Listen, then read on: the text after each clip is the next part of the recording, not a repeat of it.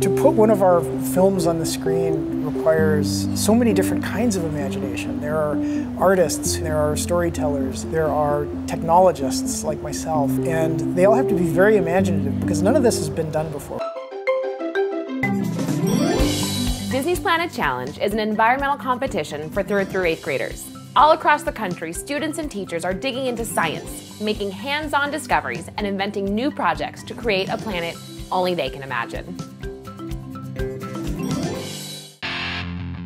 Folsom, California, a city formed from the imaginations of American pioneers, has come a long way from the days of blacksmith, gold, and iron. Today, I visit Mr. Johnstone and his middle schoolers to see how they are using science and their imaginations to be the pioneers of our future cities.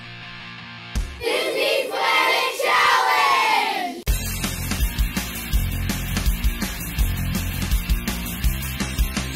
This is an alternative energy city. We have windmills, solar panels, and then we also have a scale model of Folsom Dam. The water is forced through this pipe, which spins a turbine, and that makes energy.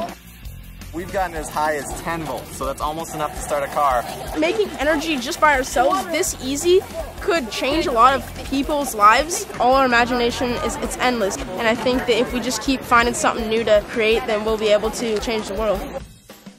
How are you using your students' imaginations to create these amazing cities? From the very beginning, as the students are starting to think about designing this alternative energy city, they start to realize there is no limits. They have that imagination, they have that creativity, they know that there's no real wrong way to do something, and just letting the students be students. These students prove that with their limitless imaginations, we can pioneer a new world. So I wanted to check in with pioneers of a different kind. I think there's a myth out there that in mathematics there's sort of a recipe that you follow. You know, first you do this and then you do that, which doesn't sound very creative. But the problems that we typically work on here are ones where there's nothing much to tap into other than imaginations. The imagination starts with, of course, the director and his vision for the film. Then there's the imagination of the artists designing the worlds and the looks of the characters. And then as technologists, we have to find ways of building tools to bring those worlds and those characters to life. I'm a director of photography for lighting. I have a shot from WALL-E up, so we're starting to build up this world, but there isn't a real sense of where any of the light is coming from or what time of day it is. You can't see WALL-E in here. He's actually down here, teeny tiny.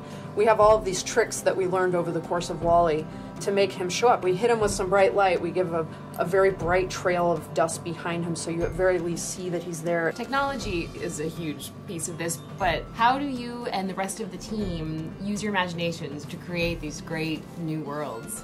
For me, lighting is this perfect combination of creative and technical. Everything about it is all based on imagination because we're creating something from nothing.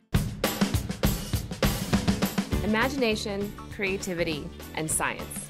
I've seen quite a lot of that so far, from protecting our wetlands in Louisiana, to digging into science in New York, and to imagining new ways to power our cities in California. I cannot wait to see more of your projects as we near the end of this year's Disney Planet Challenge.